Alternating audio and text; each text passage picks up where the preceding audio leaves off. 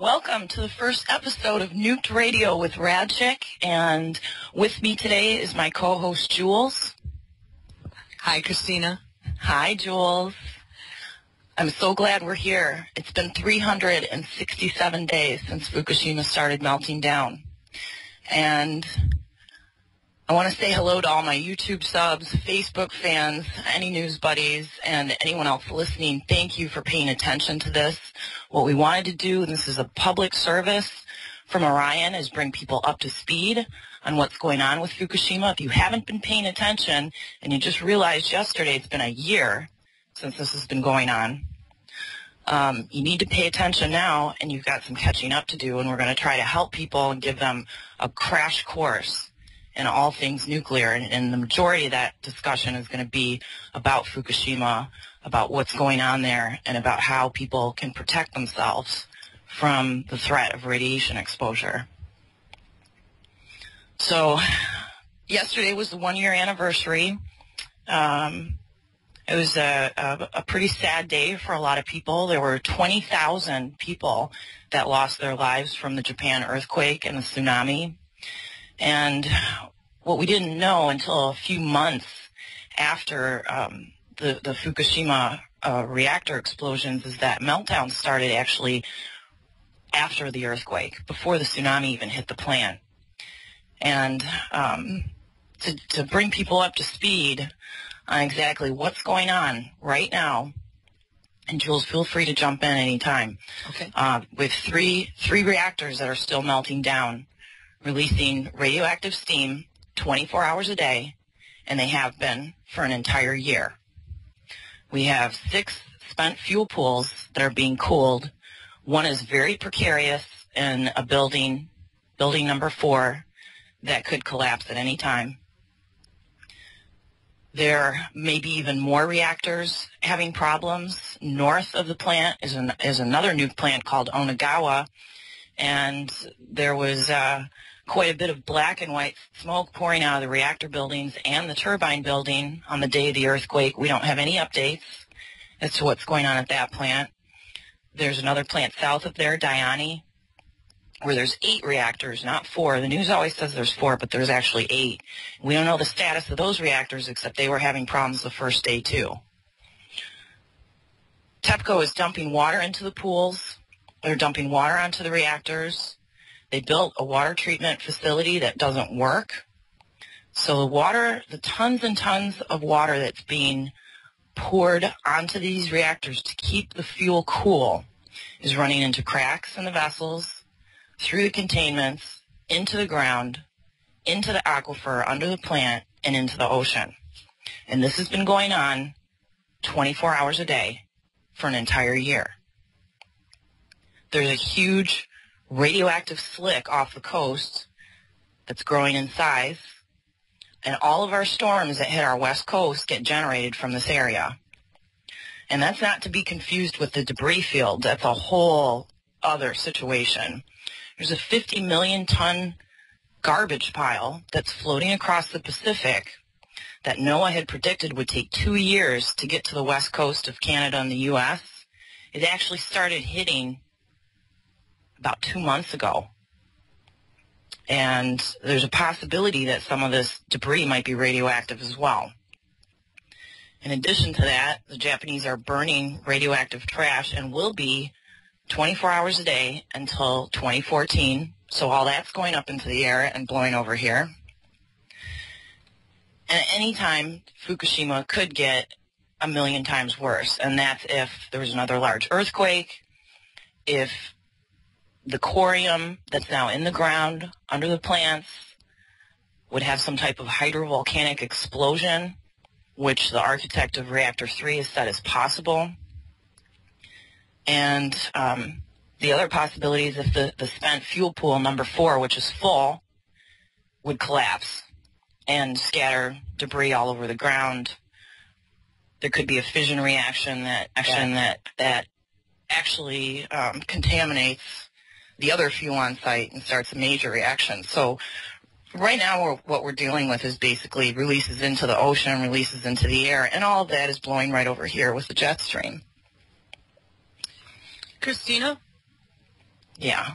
One of the things that I think is important for people to realize, too, is that BWR reactor that they're having issues with was a GE construction. Mm-hmm. And, they knew from the very beginning that those reactors had some major issues. And I think one of your promo videos with your images put it very well as to how GE is just kind of walking around, moving jobs out of the U.S., paying no taxes whatsoever, yet they are contaminating the planet beyond anything we've ever experienced before. And they're doing nothing about it. Nobody's doing anything about this. Right. And we have 23 of those same reactors in the U.S. We sure do. And they nickname them double-decker beach bombs because all of the spent fuel is located on the top floor of the reactor. So if there's an explosion inside of the reactor, if something goes wrong, it will blow the contents of the fuel pool everywhere. And these fuel pools, for people who don't know, it's when they take the fuel out of the reactor and they have to let it cool down for a period of years.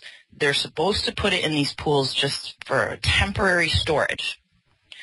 But because there's no long-term facilities, there's none in Japan, there's none in the U.S., there's one in Europe that's being constructed. And we actually had a project here in the U.S. called Yucca Mountain, and Obama had nixed that plan at the beginning of his presidency, and I don't know why, but we don't have any facilities for long-term storage, so all the spent fuel is just sitting in these pools. We just found out recently at San Onofre, they have their fuel pools are all full too. There's 4,000 tons of it on site, and there's nowhere to put it. And we certainly shouldn't be making more of it.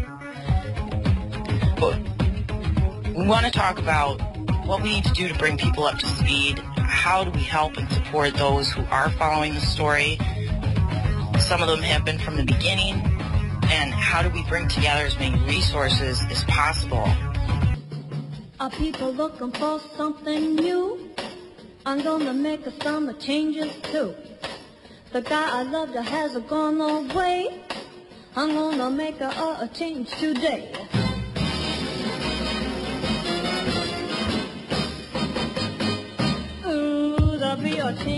All right, we are back with the first episode of Nuked Radio.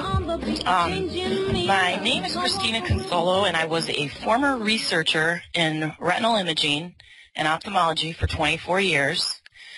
I worked my way up pretty much from the file room to being a director at large on the board of directors of a worldwide imaging organization with over 3,000 members. I ran the largest eye imaging clinic research in the country at Beaumont Hospital in Detroit, and I was certified for clinical research in 28 studies. I was on a medical review board. I was editor for a scientific journal. I've had numerous research studies published. I've been credentialed by Duke, National Institutes of Health, Keck School of Medicine, UPenn, University of Wisconsin, and many others. And I taught at Duke, taught at the Joint Commission of Health Personnel in Ophthalmology, Ophthalmic Photographer Society, and I pretty much never went to college. I took a few classes here and there. I had a father who was very interested in nuclear energy. I have friends that work in the field, and I've learned a lot from them, but most of what I've learned I've taught myself over the last year. And I really never had any desire to do a radio show, and this is really outside of my comfort zone, to be honest with you, but I was offered this opportunity, and I felt that I had to take it because I am so disturbed by what's going on at Fukushima. And Jules is as well, and as soon as we met, it was like our brains plugged in together, and we've been trying to think of ways ever since. How do we spread the word? How do we expand our circle of people that are paying attention to this? Because everybody really needs to. Everyone needs to know what's going on. The more people we get on board with this, the more solutions we can come up with as to how to deal with it.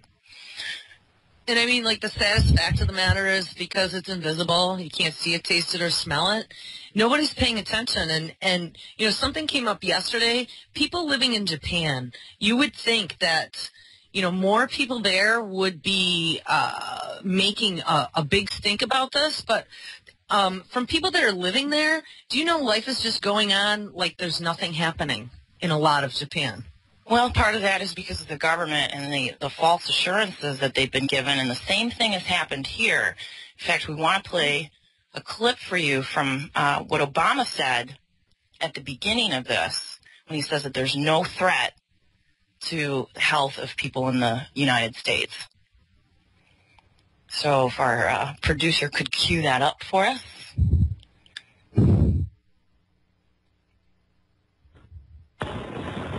We do not expect harmful levels of radiation to reach the West Coast, Hawaii, Alaska, or U.S. territories in the Pacific. That is the judgment of our Nuclear Regulatory Commission and many other experts. Furthermore, the Centers for Disease Control and Prevention and public health experts do not recommend that people in the United States take precautionary measures beyond staying informed. And going forward, we will continue to keep the American people fully updated, because I believe that you must know what I know as president. All right.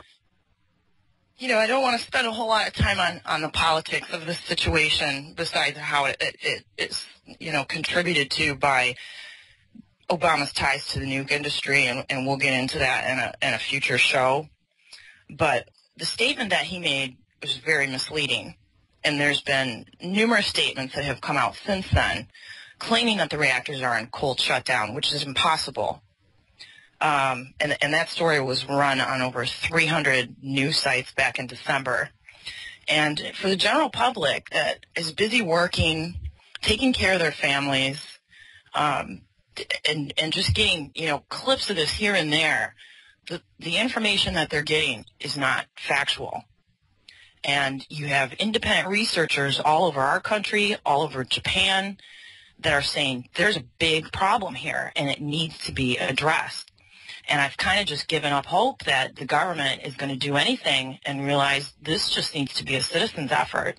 We've got to utilize the tools that we have, radio and Facebook and Twitter and YouTube, social media, and spread the word any way that we can to get people on board with us so they know what's going on and they can learn. There's very easy ways that they could be protecting themselves.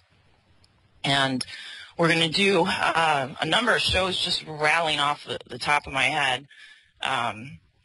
Mitigation, viruses and bacteria and how radiation affects those, the emotional stress that comes from dealing with this situation, fallout, how it happens, how to avoid it, other nuke threats, the statuses of the reactors and what cold shutdown really is supposed to mean, mutations that have been found in Canada, in the U.S., and in Japan, soil, gardening. We'll need to get a botany expert on here also to talk about things to look for in the spring.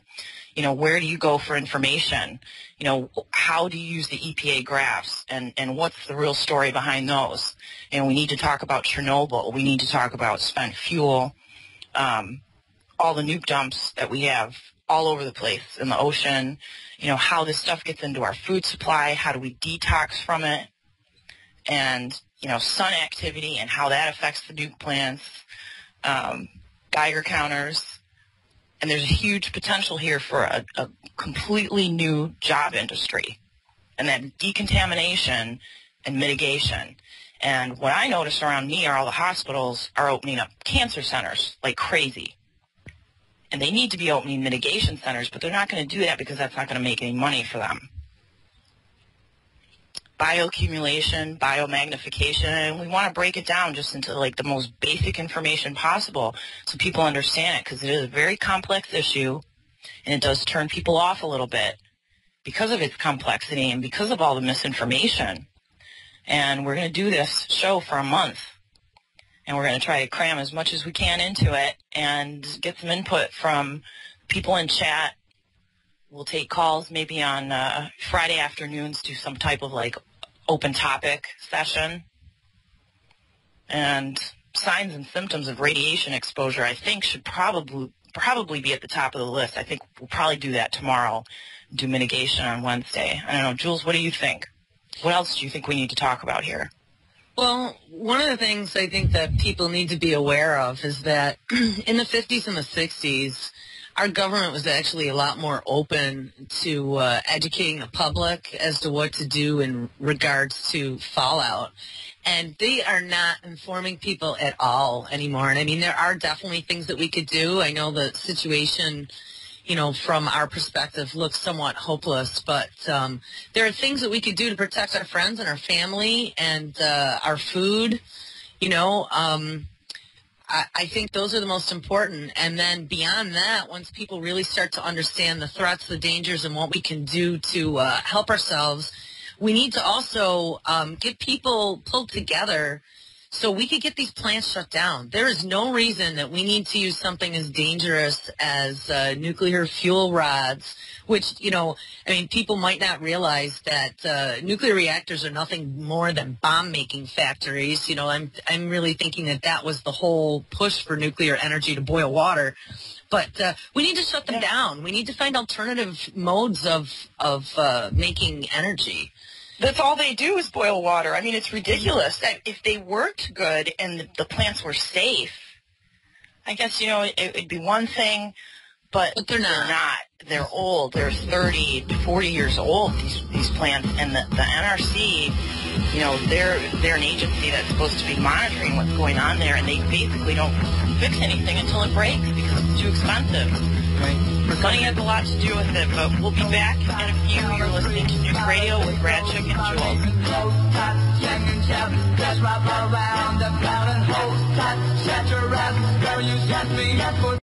One of the biggest problems with the situation is finding out where do you get good information. And we created a website called Fukushima Facts that Orion helped us with. And what we do is we have kind of a news feed that goes into there, what the top stories are of the day. We have fallout forecasts. There's videos for mitigation. There's videos about Chernobyl, getting educated. There's a whole section. There's probably 40 videos just about Fukushima. And I don't want to spend a whole lot of time getting into the really technical aspects either of what's going on over there, because there's so many websites that can break that down for you and just excruciating detail, if that's what you want to know.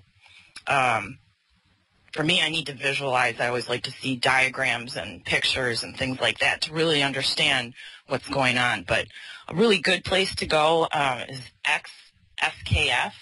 It's a Japanese guy who is actually a financial whiz that started reporting on Fukushima, and that's pretty much all he does now, and he handles it from the really technical aspect. Any News is a great source, too. And we try to find the biggest stories and put them up there every day for people who don't have a lot of time to be reading. And there were a couple stories on Any News today, Jules. I don't know if you saw those. One was a reprint from Forbes.com. Leading biophysicists cast critical light on government reassurances that Americans were never at risk from Fukushima fallout. Yeah, that's crap. Yeah. And of course we were at risk. We got dumped on, and we're still getting dumped on. Yeah, the big problem that he had was a statement, the level detected is far below a level of public health concern. How many times do you hear that? I mean, TEPCO says that. They all have, take a page out of the same book. Canada, too. Every time we have a reactor problem over here, that's the line they always use, and then later on you find out that's not right. Not only was there tritium released, which causes cancer, sometimes there's hydrazine, which is jet fuel, ammonia. This stuff is getting washed into our lakes, our rivers, our streams, going up into our air. When these plants have problems, they don't give any warnings. We had one that happened at Byron about a month and a half ago, and it blew right through Chicago. There was tritium in that release. My Geiger went crazy the next day over here. I'm downwind of that plant also. And, people need to be aware that this is going on, because you can look at the rain shadow maps of autism and brain cancer and bone cancer in children, and they're much higher around nuke plants. That's why the property is so cheap around them.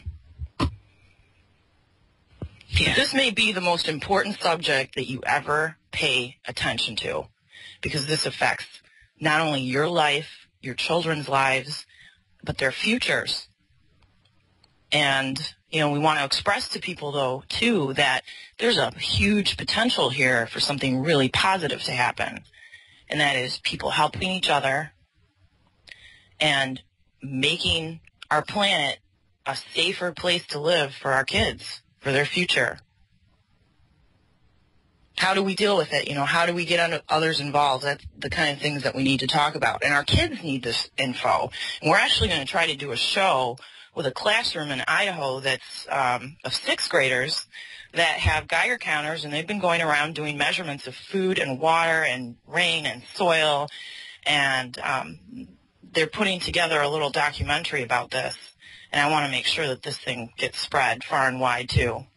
Because I'm really, really impressed with these kids. These sixth graders get it. You know, our children need this info. Our teachers, our public health nurses, our physicians, OBGYNs, pediatricians. So people can be proactive, not reactive, not treat the cancer when it comes later or thyroid disease. You know, you can do things now that can prolong that from happening. And maybe keep it from happening at all if you live really healthy. Our grocery stores should be in on this, our farmers. You know, we've had fallout raining down on the cow pastures in California for a whole year.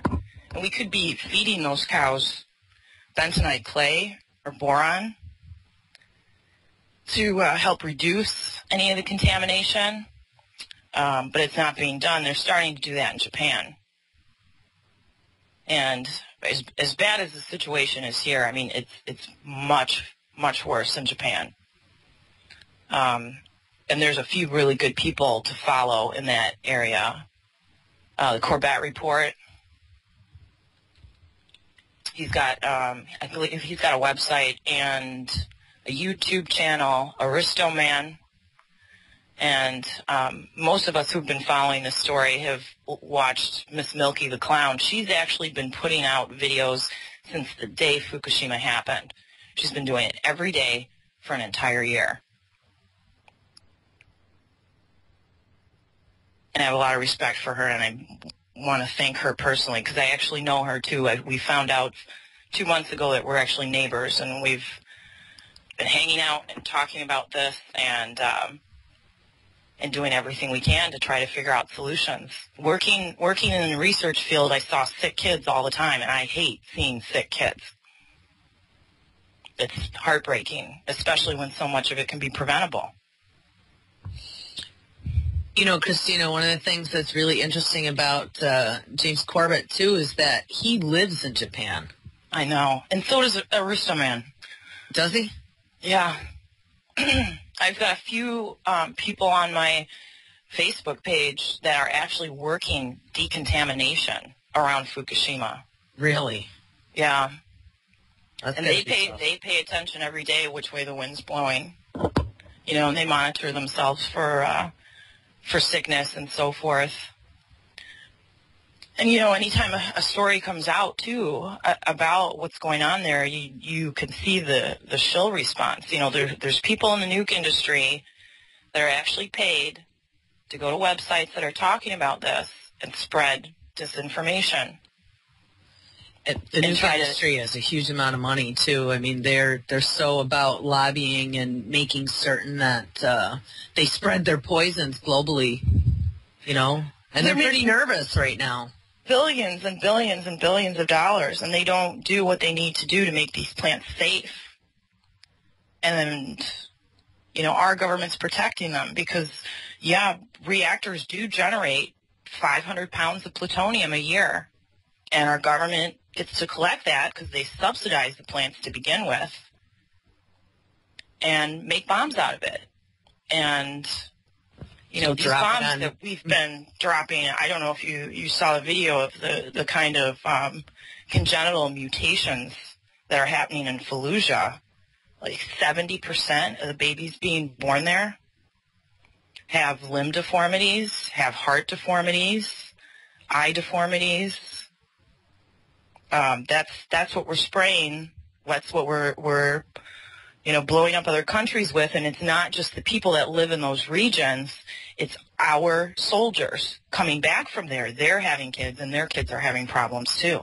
And it's just got to stop. It's just complete insanity. Yeah, these plants need to be shut down. All of them. And the fact that they've built just about every single nuclear power plant on fault lines, next to water, seems to be a big issue. Well, Arnie Gunderson had come out, too, about a month ago, and it's hard not to notice the uptick in seismic activity that we've had in the past year especially. And these nuke plants, when they submit their plans, they have, earthquake analysis data where they go back, 200 years and look what's happened in the region, and they predict, the possibility of, we have 1 in 333,000 chance of there being a, 7.0 or greater. And these plants are built to certain specifications to be able to withstand an earthquake. But what we've seen happen recently, especially in Virginia, and the Virginia quake during the summer, is Lake Anna, the North Anna nuke plant, which sits right next to Lake Anna. The lake dropped a foot, and when they did ground-penetrating radar to try to find out why, they found 2 faults. One of them, the people that built the plant knew about and didn't tell anybody. And the other one was a fault that they had just discovered. You're listening to Nuked Radio with Radchick and Jules, and we will be back in a few.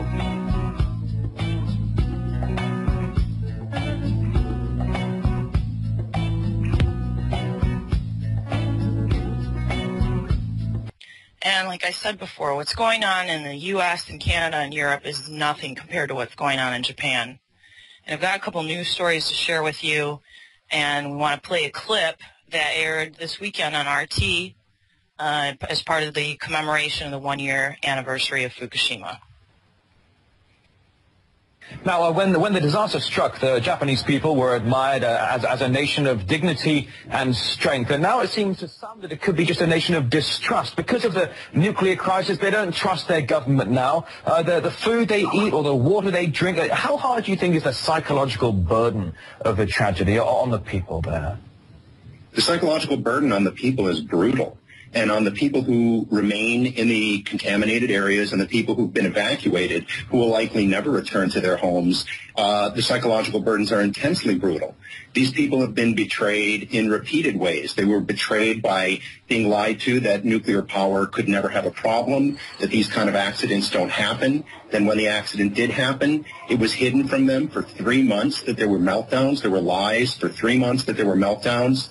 They were not told where the contamination and plumes from the explosions were going. So these people have been lied to repeatedly. Now they've had their lives pulled apart, and they're full of worry and anxiety over the health and welfare of themselves and their children and their families. And I would just add that on top of that, people who defend the nuclear industry are now blaming them for their own health problems and saying that the health problems are the result of anxiety and stress. Well, even if that were the case, this anxiety and stress has been produced by the nuclear industry and by the actions of the government. But assuming the worst, which is that they do have reason to fear from the contamination, these people have been treated brutally. And unfortunately, for communities exposed to radiation, this is typical behavior. What happens is that the exposure is the initial victimization, but then they themselves are blamed for having disastrous responses to it, having stressful responses to it, and even health problems and depression that can come with it. So there needs to be mental health services in place, and there needs to be honesty, and there needs to be transparency for these people. Obviously, the issue. Very well said. That was Dr. Robert Jacobs from the Hiroshima Peace University. And there were a couple other researchers that came out this weekend and made statements. This was actually from Miles O'Brien, who did a PBS documentary on Fukushima. While it is relatively easy to calculate the radiation dose that an atomic bomb survivor received in one instant, determining it for those who receive a very low dose for a very long time is much more of a guessing game. And he was quoting Kazuo Sakai, who works at the National Institute of Radiological Science in Japan. He also said to think that radiation levels aren't harmful is wishful thinking on the government's part, dismissing the dangers. They're dismissing the dangers, and they are wrong. And the same thing is happening here, just to a lesser extent, of course, than what's going on in Japan. We determine who these sources of information are, what are their credentials. Mainstream media is just not reporting on what we need to know. Today, a report came out on Any News. The records of human deformations and stillbirths after Fukushima has yet to be published. They are preparing the data for public release. And the guy who posted this runs a site called Fukushima Diary. Anyone in Japan who wants to know what the status is, he actually evacuated, and I believe he lives in France now, but he's still reporting on this every day. Another interesting report that I thought was very significant on Any News was that airlines considered halting flights after the Fukushima meltdowns. And there's a nice little audio file from the NRC posted on their website where they say, radiation, they're worried about it. The U.S. officials considered all commercial air traffic would be grounded. But they didn't, and because it would have cost money, it would have affected trade, it would have caused panic, they allowed people to fly through fallout instead. And there's significant data that that's still happening now. And then a couple of researchers bringing Geiger counters on planes, and the levels are 20 times higher than what they should be. I mean, you do get exposed to some gamma radiation from altitudes, but nothing like what's blowing around up there. We have pregnant women flying through fallout, flying through plutonium. And nobody's talking about it. Well, and then didn't American Airlines try to give away 10,000 flights to Japan? Yeah. Free travel. I always wanted to go to Japan. I mean, it's a beautiful country. There's so much culture there. My ex-husband actually traveled and spent a considerable amount of time there for his job many years ago. He got very sick while he was there, unfortunately. But, it's a beautiful country, and it's a shame that's what's happening, and the people are being lied to in this way. And if you want to, see what happened in Chernobyl, I mean, it's textbook to what's happening down the road now with Fukushima. It gets minimized, it gets denied, it gets blamed on the people for having anxiety and stress. They're trying to say, that that's what's causing people's sickness. Do you know, I saw something this morning that now there are some experts that are suggesting that this could be at least 10 times worse than Chernobyl. Yeah, Arnie Gunderson came out with it today. I've actually heard statements that are much higher than that. One was from Arto Lori. He's a Finnish scientist who worked in the nuclear industry for 30 years.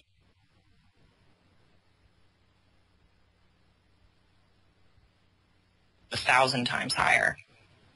And there's just a lot of stuff we're not going to know. We're not going to know for years. But when there's easy ways to deal with the problem, I just assume that it's there. And, my friends asked me, too, what should I do? And I said, just pretend you have cancer and treat your health the way you would if you were sick. And it may actually keep you from getting sick. Get lots of sleep, boost your immune system, eat healthy, stop eating junk, stop eating fast food, for one thing, processed food, and try to gravitate away from the animal products because the radiation levels get concentrated higher in milk and cheese and meat. And that's another thing, too, we need to talk about is the seafood situation. in the Pacific Ocean. You know, we have seals that were found to have radioactivity. They haven't told us what the levels are. They told us what they didn't test for. They didn't test for cesium.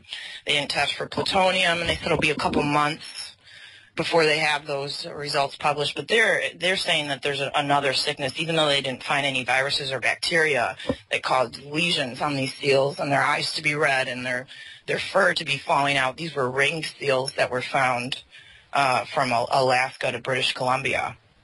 Yeah, they said there was no radiation. I think that was crap. No, they said there was. There actually was. Oh, really? The last report I saw that they had no evidence. So that's what AP reported. Yeah, and I don't know why they would say that. They said that they didn't attribute the seal sickness to the radiation levels because they didn't feel the radiation that they had found so far in the seals could have made them that sick, but that more testing needed to be done. Oh, great.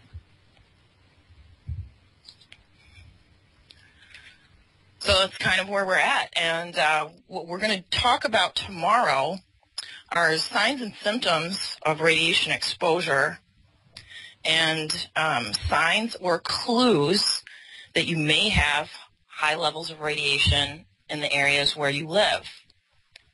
And, I mean, the biggest concern is really for people in British Columbia and in the Pacific Northwest.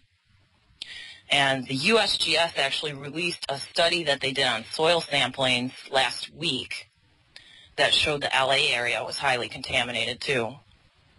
And for people in California, you know, they've got the debris field that's coming their way, and they're getting hit first with the storms that are being generated out of the Pacific and the fallout that's blowing over here. I mean, we've been hit in the Midwest too. I photographed mutations in my area in oak trees and mushrooms and things that grow fast. I even had a cat that was born severely mutated a few weeks ago. I'm still trying to find a researcher to send it to. And hopefully we're not going to see a lot more of this, but what we will see if there is significant soil contamination is in the spring when the dandelions start coming up. Things that grow fast, things that uptake a lot of water are going to show the signs first. And there's some videos on YouTube, and I've got them on my channel too, and they're probably on Fukushima Facts, of some four-headed dandelions in Alberta, Canada from this summer. So we've got a page on Facebook called Mutation Watch. Check it out. You can upload pictures to that of anything you photograph in your area. Jules, I really appreciate you being on with me today for our first show. Anytime, Christina. And I want to thank Jimmy for giving us this opportunity to talk about this and realizing the seriousness of it and how important it is to get this information out. So we will be back tomorrow, same time, same place. And this is Rad Chick. You're listening to Nuke Radio on Orion Talk Radio Network. See you tomorrow.